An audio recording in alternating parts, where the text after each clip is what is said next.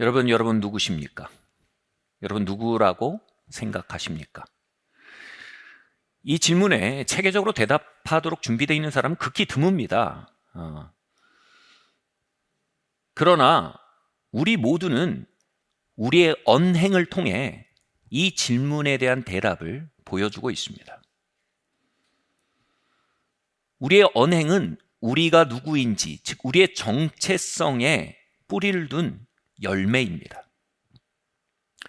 수많은 사람들이 스스로를 무너뜨리고 주변을 아프게 하는 파괴적인 언행을 하며 삽니다. 그 너머에는 스스로를 무가치하게 여기는 정체성이 뿌리내려 있습니다. 그들은 나름 자신의 이 낮고 파괴적인 정체성을 언행으로 표현하고 있는 겁니다. 또 자신을 가치 있게 여기는 자들은요, 자신을 포함해 삶에 주어진 많은 것들을 귀중히 여기며 그들의 언행에는 신중함과 존중이 흘러나옵니다. 우리의 언행의 일관된 형태는 그 너머에 알게 모르게 가지고 있던 정체감을 반영하고 있는 것입니다. 좋은 부모, 좋은 교사는요, 언행을 바꾸려 애쓰지 않습니다. 그것은 어찌 보면 쉽고 빠른 길입니다. 그러나 부모의 통제와 부모의 간섭이 끝날 때 바뀌어진 언행은 제자리로 돌아오게 됩니다. 좋은 부모와 교사는요, 정체감을 바꾸고 정체성을 건설해 주기 위해 애씁니다. 그것은 오래 걸리는 일입니다. 사랑과 인내가 투여됩니다. 그러나 정체성이 건립되고 풍성해진다면 그 결과로서 언행은 자발적인 방식으로 그리고 항구적인 방식으로 바뀌어갈 수밖에 없는 것입니다. 성령 하나님은, 또 로마서를 기록한 사도 바울은 우리의 좋은 부모와 좋은 교사로서 우리에게 말 걸고 있습니다. 그분은 시간이 걸리지만 아주 근원적인 방식으로 사랑과 인내를 요구하지만 아주 자발적이고 항구적인 결과를 가져오는 방식으로 우리에게 가르쳐 가십니다. 바로 인내와 열정으로 우리 각 사람이 정말 누구인지, 우리가 어떤 사람인지에 대한 찬란한 이야기를 집요하게 말씀해 가십니다. 사도는 성령의 임재 안에 이렇게 말합니다.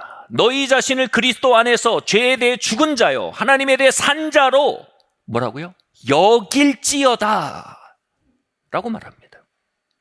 사도는 거짓말 좀 작작해라 그러지 않습니다. 음행 좀 집어쳐라 냄새난다 하지 않습니다. 술 좀 그만 퍼먹어라 하지 않습니다. 질투와 다툼 구리다 그만해라 하지 않습니다. 이렇게 얘기합니다. 너희 자신에 대해서 다시 생각해봐라.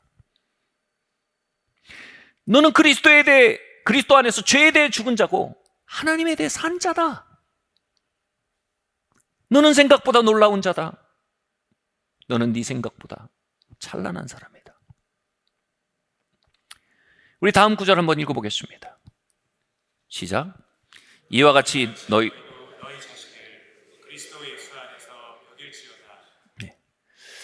여기서 여길지어다 라는 말은 뭐냐면 우리의 정체성, 정체감을 그리스도 예수 안에서 재편하라는 명령입니다. 목사님, 알겠습니다. 이건 건강한 자존감을 가지라는 가르침이군요. 저는 그 가르침에 대해서 압니다. 저도 거울 보고 넌 정말 아름다운 사람이야. 넌 정말 멋져. 넌 뭐든지 할 수 있어. 넌 이겨낼 수 있어. 라고 말해주곤 했었습니다. 내가 얼마나 굉장한지에 대해서 항상 말해주곤 했습니다. 근데 여러분, 이건 우리를 긍정적으로 보자는 말을 하는 게 전혀 아닙니다. 여러분, 진실에 기초하지 않은 긍정적 자존감은요, 사실 굉장히 위험한 겁니다. 그럼 비현실적인 자존감은요, 진실에 기초하지 않은 자존감은요, 실제적으로 큰 파괴를 가져오고 대단히 위험하다고 자존감에 대한 전문가들이 실제로 가르칩니다. 우리의 자존감은 진실에 기초해야 합니다. 그래서 바울은 이렇게 말합니다. 그리스도 안에서 네 자신을 여겨라. 그리스도 안에서 네 자신이 어떤 존재인지 정체감을 가져야 한다. 이렇게 얘기하는 겁니다. 여기서 여기다라는 말은요, 어카운트, 그러니까 회개하여보다 정산하다라는 뜻입니다. 그러니까 우리가 긍정적인 자기관 이런 거죠. 자기가 바라는 모습을 마음속으로 막 그려봅니다. 그리고 거울에 대고 막 그걸 말합니다. 이런 게 아닙니다. 이건 짐작에 기초한 겁니다. 내 소원에 기초한 겁니다. 내 판타지에 기초한 겁니다. 여기서 말하는 여기라라는 말은요, 정산하다, 회개하다, 계산하다라는 의미로서 바로 수학적인 검토를 하다라는 의미입니다. 우리는 우리 자신에 대해서 꿈꾸는 대로 생각하고 짐작하고 느끼는 대로 그려보지만 사도가 말하는 그게 전혀 아닙니다. 수학적으로 계산을 해봐서 정답을 찾아내라 이겁니다. 우리는 우리의 자신에 대해서 짐작하지만 하나님은 우리의 자신에 대해서 수학적으로 계산해서 정확한 답을 도출하십니다.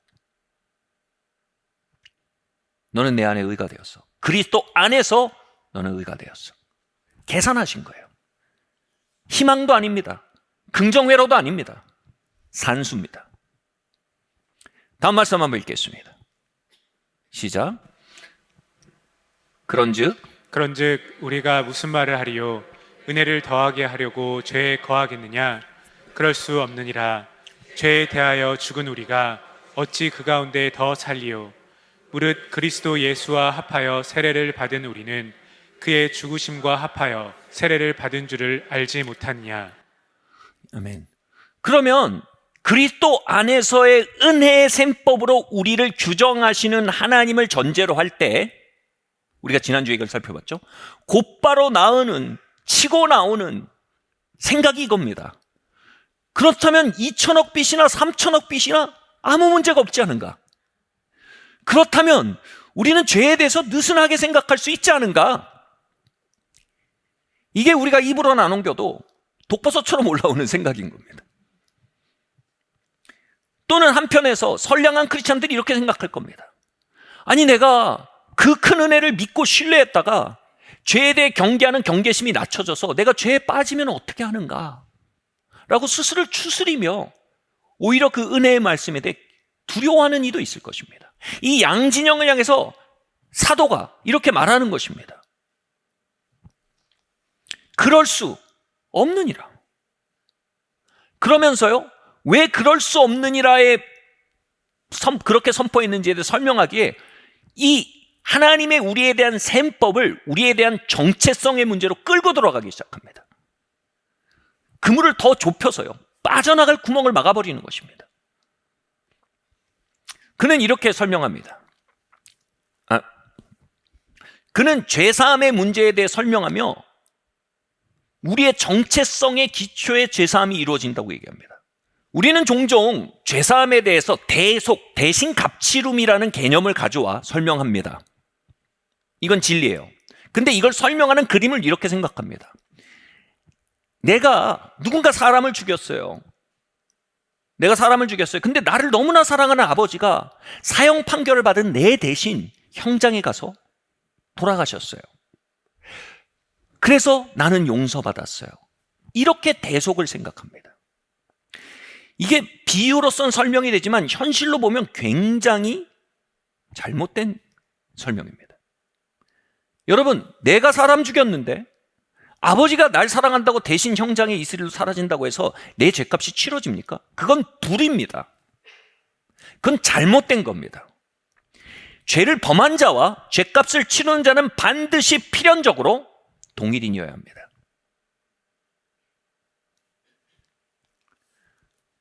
다음 말씀 한번 읽겠습니다. 시작. 그러므로 우리가 그의 죽으심과 합하여 세례를 받음으로 그와 함께 장사되었나니 이는 아버지의 영광으로 말미암아 그리스도를 죽은 자 가운데서 살리심과 같이 우리로 또한 새 생명 가운데서 행하게 하려 함이라. 아멘. 자, 보세요. 3장, 4장, 5장에서 그리스도의 대속적 죽음으로 말미암은 칭의, 우리가 값없이 의롭다 받음에 대해서 얘기했는데 이게 결국 정체성의 문제로까지 이어지지 않으면 우리는 이상한 생각에 빠집니다. 그래서 사도가 정체성의 문제까지 끌고 가는데 결국 우리가 그리스도께서 우리를 위해 대신 죽으심으로 우리를 의롭다 하셨다의 문제에서 이제 6장으로 끌고 가는데 이겁니다. 우리가 용서받았다는 거, 그분이 우리를 위해 대신 죽었다는 것보다 더 놀라운 사실이 하나 있다, 이렇게 얘기하는 겁니다. 그것은 그리스도께서 우리의 죄를 대신하여 죽기 위해서 그분이 우리와 먼저 하나가 되셨다는 얘기를 하는 겁니다. 나와 그리스도가 먼저 하나가 되었기에 그분의 죽음이 내 죄값에 대한 대속이 될 수 있었다는 겁니다. 그분과 내가 먼저 연합이 되는 선결 조건이 해결돼야만 그분의 부활이 나의 죽은 영을 일으켜 세우는 거듭남의 사건으로 확장될 수 있다는 것입니다. 여러분, 가톨릭 영성에서는요, 기도와 수련과 금욕을 통해서 그리스도와의 연합을 추구해 나갑니다. 그래서 그리스도와의 연합의 단계는요, 기독교 신앙생활의 최고봉과 같습니다.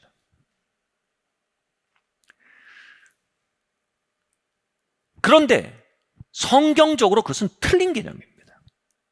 왜냐하면요, 하나님 그리스도와의 연합은요, 신앙생활의 최고봉이 아니고요, 산의 입구입니다. 그리스도와 우리가 하나 되지 않으면요, 우린 죄상을 받을 수가 없습니다. 그리스도와 하나 되지 않으면요, 그분의 부활로 우리는 거듭날 수가 없단 말입니다. 다시 말해, 모든 진정한 크리스찬은 그리스도가 연합된 존재들입니다. 우리의 크리스찬 라이프는요, 연합됨으로써만 시작됩니다. 이 개념이 바로 사도가 가져오는 개념입니다. 합하여 세례되었다, 이겁니다. 그리스도의 죽으심과 우리가 합하여 연합되어입니다. 세례되었다라는 세례식을 얘기하는 게 아닙니다. 여기서 말하는 세례되었다는 말은 원어로 염료에 천을 담그다, 잠기다, 김장을 담그다, 이런 의미예요. 그러니까 영어로 immerse라는 단어를 써요. 그러니까 절여버리는 걸 의미합니다. 우리를 그리스도의 죽음과 부활 안으로, 다시 말해 그리스도 예수와 그분이 우리를 위해서 하신 일 안으로 우리를 담궈버리시는 게 선행됩니다. 누가요? 성령님에 의해서. 성령님이 말씀과 성령의 감동 감화의 역사와 믿음의 신비한 사건을 통해 우리를 그리스도께서 우리를 위해 이루신 일과 그리스도 안으로 담그신 거예요. 그래야만 우리가 그분을 믿을 수 있어요. 그래야만 그분의 죽음이 나의 죽음일 수 있어요. 그래야만 내가 용서받을 수 있어요.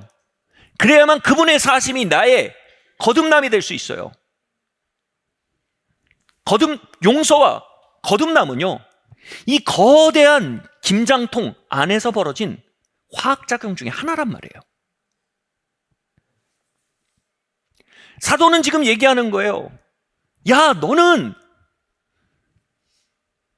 그리스도 안에 연합하여 담궈진 존재야.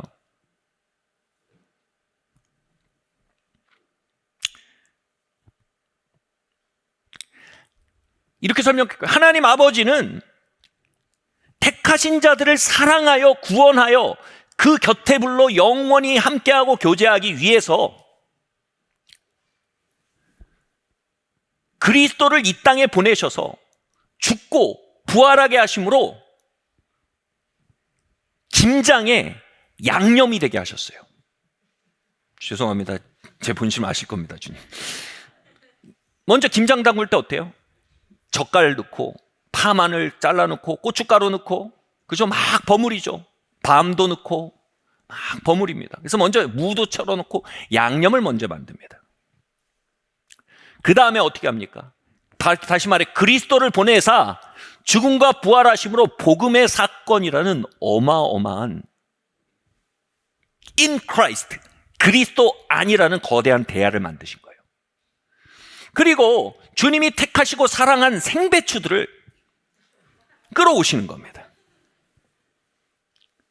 어떻게요? 믿음의 사건으로. 이게 믿는 게 아니고 믿어지는 거예요. 성령님이 택해서 부르시고 듣게 하시고 믿어지게 만드신 거예요. 이게 뭐냐면 성령의 손에 붙들린 거예요. 그래서 어떻게 해요? 이 위례에 있는 김장통에다가, 물론 이게 지역을 의미하는 건 아니지만, 위례에 있는 이 김장통에다가 그리스도의 복음과 하나님의 임재의 김장통에다가 우리를 담그신 거예요. immerse. 그래서 하나가 되게 하신 거예요. 양념이 배추 안에, 배추가 양념 안에. 아멘. 여기서 중요한 게 뭐예요? 먼저 배추가 양념 안에 들어오기 전에 양념이 완성이 돼야 된다는 거예요. 먼저 그리스도께서 율법과 죄 안에 태어나심으로 율법과 죄를 짊어지고 죽으시고 I paid it all, 값을 다 지불하시고요, 부활하사 죄와 죽음과 율법을 이기셨어요. 이러므로 양념의 레시피가 완성됐어요. It is finished. 완성됐어요. 그 상태에서 생배추들을 담궈버리면 양념 안에 이루어진 모든 일이 이제 배추 안에 이루어지기 시작해요. 양념 안에 새우젓이 완성되어 있으면 그게 이제 배추에게 전가돼요. 그럼 무슨 일이 벌어집니까? 그분의 죽으심이 우리 안에 연합되어서요, 우리의 옛 생명을 처리합니다. 그분의 사심이 우리의 죽은 영에 연합하여서 새 생명을 탄생시킵니다. 그래서 우리는 더 이상 생배추가 아닌 김치가 되는 것입니다. 그리스도와 연합함으로요. 아멘. 여러분, 결합에는 옛날 학교 때 배우셨죠? 화학적 결합과 물리적 결합이 있습니다. 물리적 결합은 이거 뭡니까? 이게 물리적 결합이에요. 붙였다가 떼도 스탠드와 기계는, 이 패드는 이전과 같이 돌이킬 수 있어요. 화학적 결합은 뭔지 아세요? 두 물질이 결합돼서 화학적으로 작용을 일으키면 이제 이전으로 돌이킬 수 없는 걸 화학적 결합이라고 합니다. 김장을 담그다, immerse는요, 화학적 결합을 의미합니다. 이전으로 돌이킬 수가 없어요. 우리가 그리스도 안으로 옮겨졌다는 걸 사도가 엄청나게 주장하고 웅변하는 건 이겁니다. Too late. 너무 늦었어요.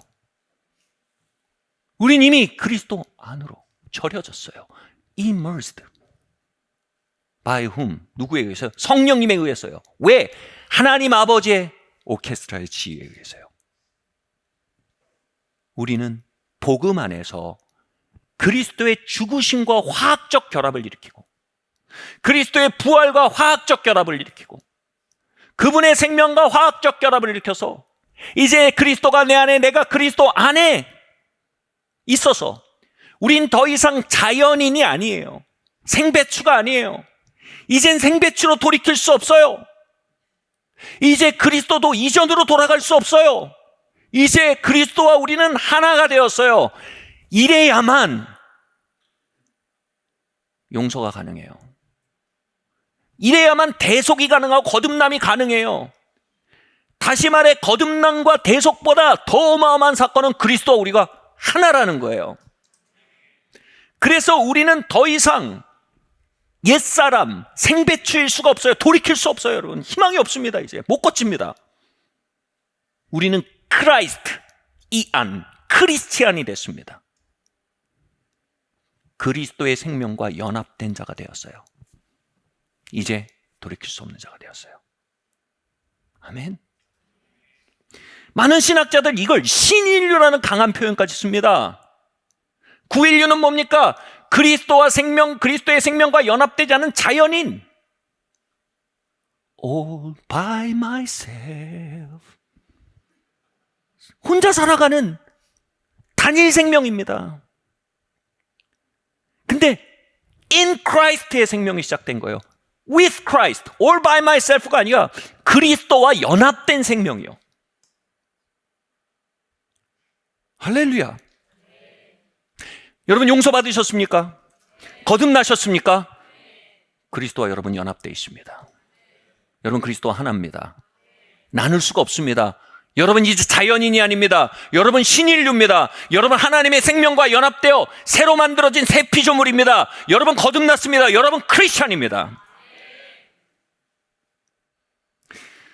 이제 우리는 그리스도의 생명과 연합하여 다시 태어난 새 피조물이 되었습니다. 그게 새로운 나고 새로운 존재의 뿌리입니다. 그러므로 우린 반드시 새로운 정체감을 가져야 합니다. 사회교과서에 나오는 늑대 소년의 이야기가 있습니다. 한 소년이 야생에 버려졌고 늑대들이 그 소년을 키웁니다.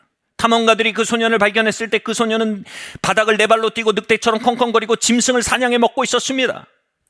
그의 생명은 분명히 사람의 생명이었습니다. 그런데 그의 정체성은 늑대의 정체성이었습니다. 잘못된 정체성은 그의 생명을 짓누르고 있었습니다. 그를 독일이었던 것 같아요. 독일 사회로 다시 받아들여서 사람의 생명으로 돌이키도록 많은 사람이 노력했습니다. 그 소년에게 가장 먼저 필요한 일은 이것이었을 겁니다. 저는 확신합니다. 거울을 가져와 보여주는 겁니다. 봐라, 넌 늑대가 아니다. 네가 너가 늑대라고 믿고 있지만 넌 사람이다. 네 안엔 연산 능력이 있다. 너는 사람과 대화하고 글을 쓰고 글을 읽고 시를 읽어주고 노래를 통해 정서를 전달할 수 있는 능력이 있고 노래를 통해 상대방의 정서와 교감할 수 있는 능력이 있다. 너는 두 발로 걸을 수 있고 결혼하고 한 여인과 깊은 정서적 교감과 유대를 나눌 수 있는 능력이 있고 문화생활할 수 있는 능력이 있다. 왜냐하면 넌 늑대가 아니다. 넌 사람이다.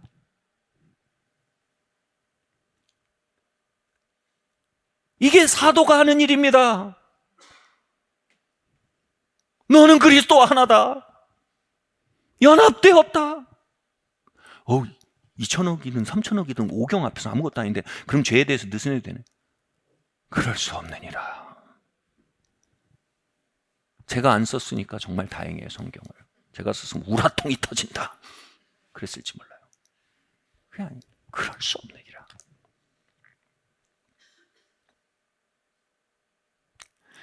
만약 그 소년이 사람의 정체감을 갖기 시작한다면 이제 그 소년 안에 있던 사람의 생명은 자유롭고 풀려나오기 시작할 것입니다. 무엇이 그 소년의 자유입니까? 컹컹거리고 싶어서 컹컹거리고 네 발로 뛰고 싶어서 뛰고 동물 잡아먹고 싶어서 잡아먹는 게 그의 자유입니까? 그 안에 있는 사람의 형상이 풀려나와 사람으로서 살게 되는 게 자유입니까? 자유는 하고 싶은 대로 하는 겁니까? 나 자신으로 사는 것입니까? 얼마나 많은 사람들이 하고 싶은 대로 살수록 자유가 없고 속박되고 답답하게 느껴집니까? 자유를 잘못 규정한 것입니다. 자유는 자신에게 어울리게 사는 데 있습니다. 사람은 사람으로 살아야 자유롭습니다. 그리스도와 연합한 생명은 그리스도처럼 살아야 자유롭습니다. 하나님을 사랑해야 자유롭습니다. 하나님을 섬겨야 자유롭습니다. 하나님과 교통할 수 있는 능력이 있습니다. 하나님의 예배가 하나님을 가까이 할 수 있는 능력이 있습니다. 진리를 밥처럼 먹을 수 있는 능력이 있습니다. 형제자매와 가족을 이루고 사랑할 수 있는 능력이 있는 것입니다. 을을 양식으로 먹고 하나님을 섬기는 것을 양분으로 여기는 능력이 있는 것입니다. 사도는 우리를 참 자유의 길로 초청하는 것입니다. 로마서 6장 6절로 계속해서 나아갑시다. 함께 읽겠습니다. 시작. 우리가 알거니와 우리 옛사람이 예수와 함께 십자가에 못 박힌 것은 죄의 몸이 멸하여 다시는 우리가 죄에게 종노릇하지 아니하려 함이니. 아멘. 이 말씀에서 굉장히 중요한 단어가 나옵니다. 같이 말할까요? 죄의 몸. 예, 여기서 죄의 몸이 멸하여졌다고 하지 않습니다. 죄의 몸을 멸하는 어젠다를 가졌다고 말합니다. 목적을 가졌다고 말합니다. 이건 우리의 목적입니다. 죄의 몸을 멸하는 거예요. 그 말은 뭐냐면 우리는 현재 죄의 몸을 가지고 있다는 것을 말하는 것입니다. 즉 예수 그리스도께서 십자가에서 이루신 일과 그리스도 안으로 immerse, 잠겨져서 그분과 하나가 된 우리, 새 피조물 돼서 거듭나서 그리스도의 생명으로 새롭게 된 우리, 내 안에 있는 그리스도가 나의 새로운 진짜 생명이 되고 이전 생명은 죽어버린 우리, 이전 것은 지났으니 새 것이 된 우리, 예전에 김영준의 생명은 그리스도와 함께 처리되었고 그리스도의 무덤에서 그리스도의 생명으로 함께 일으켜진 우리, 그 우리가 우리의 참 생명이요 참 모습이지만 그 생명과 참 모습에 대한 역사들이 어디에 갇혀 있다고요? 죄의 몸 안에 갇혀 있다고 말합니다. 우리 몸은 여전히 늑대처럼 말하고 기고 컹컹거리고 싶어하는 관성을 가졌다는 것입니다.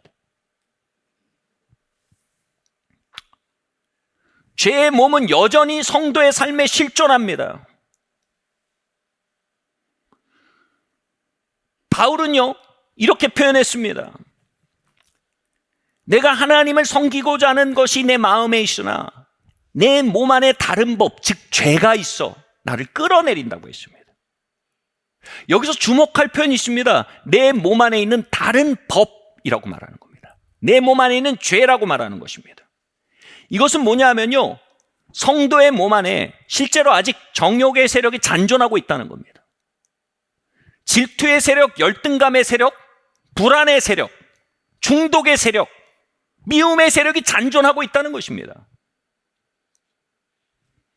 그렇지 않다고 말하는 것은 성도의 삶을 완벽주의에 가두는 대단한 폭력인 것입니다. 사도는 명확하게 얘기합니다. 내 안에 다른 법이 있다. 그 얘기는 뭐예요? 우리 안에 다 있습니다. 근데 여기에서 우리에게 자유를 주는 중요한 구절이 나옵니다. 바로 내 몸 안에 있는 죄. 이렇게 표현하는 겁니다. 요즘은 별로 없지만 제가 잘할 때는 기생충 검사, 체변에서 기생충 검사를 받았어요. 그러면 뭐 고래 회충도 나오고, 그죠? 뭐 다양한 12지장의 뭐 회충 이런 거 나오고 이런 거 막 구두충 이런 거 나오고 촌충 나오고 막 이럽니다. 내 몸 안에 촌충이 있어요. 그 해집고 다니면서 해를 일으켜요. 근데 촌충이 나는 아니잖아요. 구두충이 나는 아니잖아요. 고래 회충이 나의 일부는 아니잖아요. 그럼 내 안에 거하는 회충이에요. 난 아니에요. 그 표현이에요.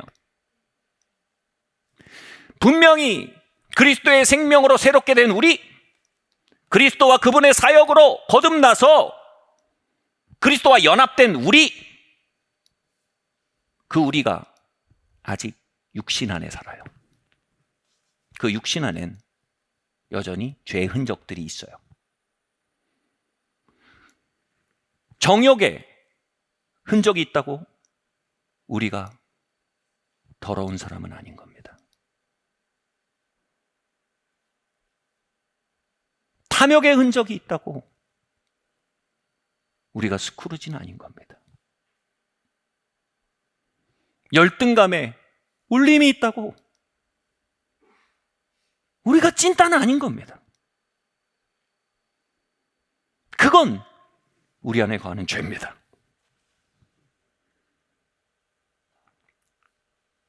내가 고래 회충은 아니지 않습니까? 내가 12지장 회충은 아니지 않습니까? 내가 구두충은 아니지 않습니까?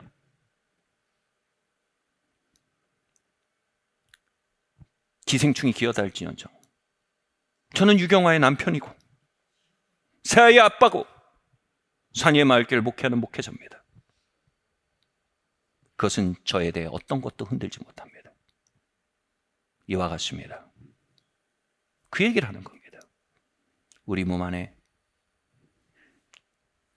죄의 몸을 멸하기 위한 그 전 단계가 이거라는 겁니다. 그 모든 것이 존재하는 그 속에서도 그 12장 초충으로 날 규정하지 않고 고래회충으로 날 규정하지 않고 여전히 복음의 거울 안에서 나를 규정하는 것입니다. 여전히 나는 그리스도와 연합된 자로서, 여전히 하나님의 의로서 여전히 그리스도의 신부로서 흠도 없고 점도 없는 그리스도와 연합된 자로서 하나님의 아들 딸로서 새 피조물로서 크리스찬으로서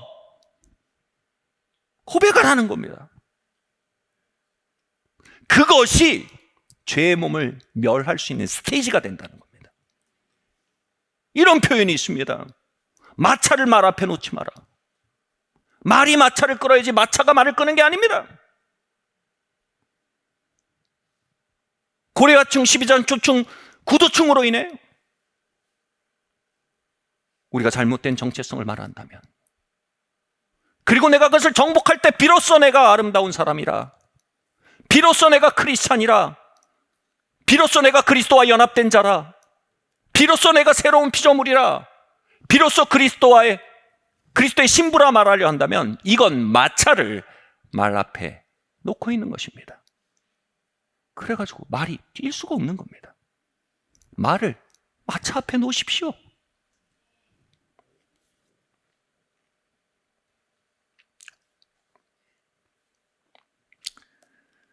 말씀 마치려고 합니다.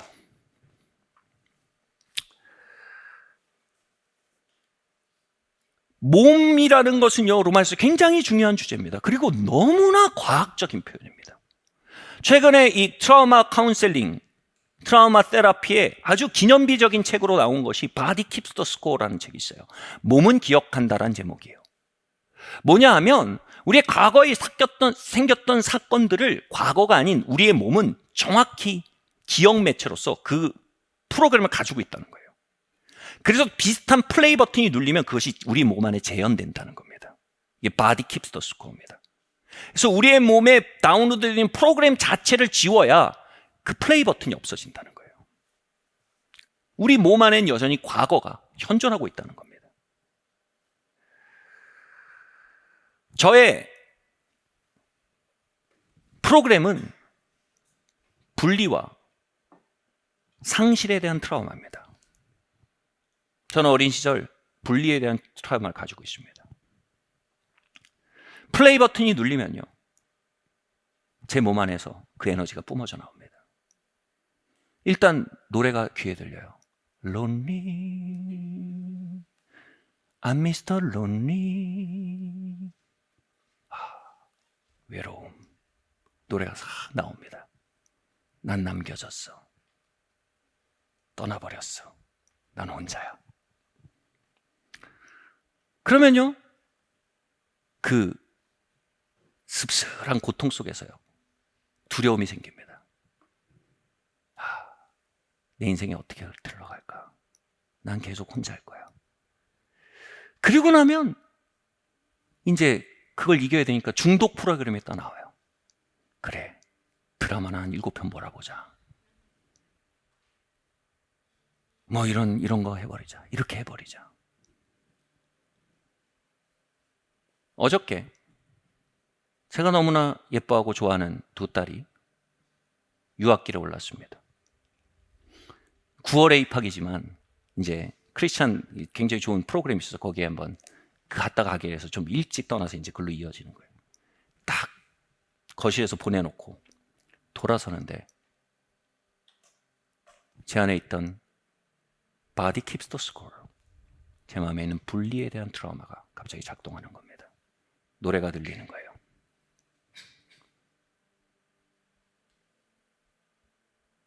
순간적으로 헛구역질이 나는 거예요. 이게 뭐냐면 이 트라우마 증상이에요. 헛구역질이 막 나는 거예요. 그래서 이런 생각이 드는 거예요. 이제 내 여생 동안 이 아름답던 친밀함의 사건들은 추억으로 남겨지겠구나. 이제 독거노인처럼 나의 여생을 살게 되겠구나. 정말 친밀함의 기간 이 아이들을 누릴 수 있어서 정말 감사했다. 그러나 이제 어찌하랴. 제 아내가 이제 공항 갔다 왔는데 제가 아내한테 이렇게, 여보 건강해야 돼.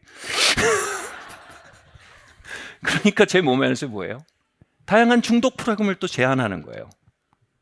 Hey, Mr. Lonely, 우리 이렇게.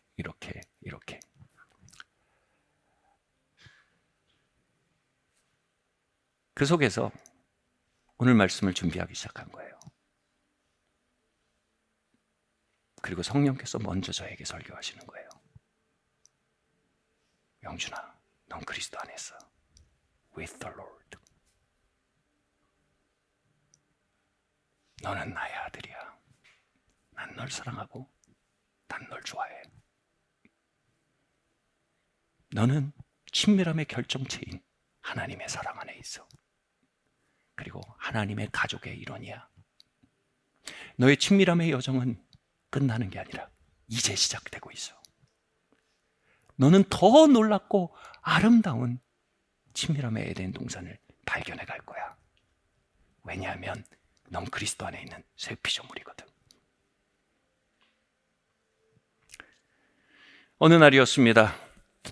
제 마음에 있는 어그러짐과 세상의 어떤 교묘한 세상의 영들이 다시 방화제가 되어 제 안에 압도적인 열패감을 끌어올렸어요. 사역을 해야 되는데 도대체 하나님이 날 쓰실 것 같지도 않고 이걸 통해서 뭔가 이루어질 것 같지도 않았습니다. 그런데 우연히 한 노래가 플레이가 됐는데 이 노래가 저의 심령을 꿰뚫는 레이저가 됐어요. 그 노래 가사가 이렇게 흘러갑니다. 찬양은 아닙니다. 어리석은 세상은 너를 몰라. 누에 속에 감춰진 너를 못 봐. 나는 알아. 내겐 보여. 그토록 찬란한 너의 날개. 겁내지 마 할 수 있어. 뜨겁게 꿈틀거리는 날개를 펴 날아올라 세상 위로. 태양처럼 빛을 내는 그대여. 이 세상이 거칠게 막아서도 빛나는 사람아, 난 너를 사랑해. 널 세상이 볼 수 있게 날아 저 멀리. 제가 이미 말씀드렸지만 개가 스스로를 사자로 믿는다면 그건 굉장히 위험한 일입니다. 이것처럼 이 노래는 사실 위험한 노래입니다. 근자감이라고 하죠. 근거 없는 자신감을 불러일으킬 때 무모한 도전, 무모한 시도를 하게 되고요. 그로 말미암아 더 큰 참사를 맛볼 수 있습니다.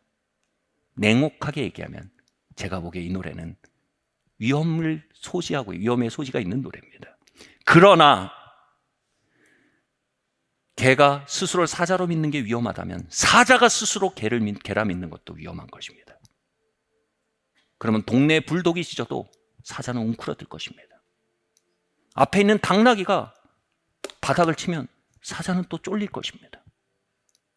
그 사자가 자신이 사자임을 안다면 개가 짖어도 갈 길을 갈 것입니다. 당나귀가 얼러도 갈 길을 갈 것입니다. 사자처럼 포효하며 새로운 삶을 살 것입니다. 그렇기에 이 노래는 그리스도와 연합되어 새 피조물 되고 그 생명으로 거듭나서 그 생명을 그 안에 품게 된 자들에게는 매우 정확한 노래가 될 수 있는 것입니다. 그래서 2절을 읽어드릴 때 그것은 성령께서 복음 안에 우리를 향해 불러주신 노래라 들어도 안전하고 정확한 노래가 될 것이라 생각합니다. 꺾여버린 꽃처럼 아플 때도 쓰러진 나무처럼 초라해도 너를 믿어 나를 믿어 우리는 서로를 믿고 있어. 심장의 소리를 느껴봐. 힘겹게 접어넣었던 날개를 펴 날아올라 세상 위로. 벅차도록 아름다운 그대여. 이 세상이 차갑게 등을 보여도 눈부신 사람아, 난 너를 사랑해. 널 세상이 볼 수 있게 날아 저 멀리. 태양처럼 빛을 내는 그대여. 이 세상이 거칠게 막아서도 빛나는 사람아, 난 널 사랑해. 널 세상이 볼 수 있게 날아 저 멀리.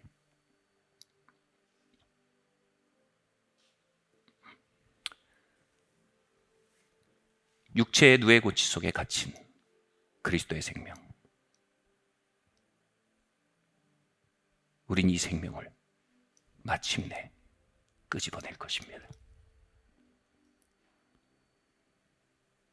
육체 속에 기생충들이 스멸스멸 기어다니는 그때 우린 더욱 맹렬하게 그리스도 안에 내가 누구인지를 고백할 것입니다.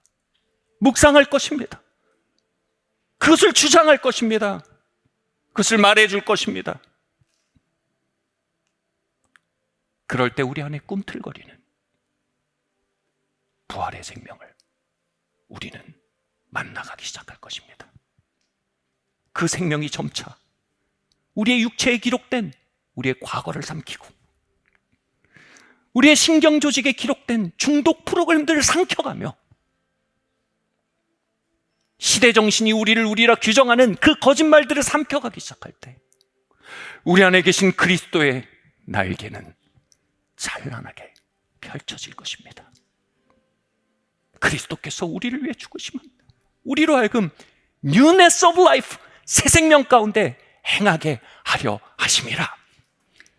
빛나는 사람아, 찬란한 사람아, 난 너를 사랑해. 나와 함께 나라 저 멀리 가자. 우리 주께서 말씀하고 계십니다. 자리에서 일어납시다.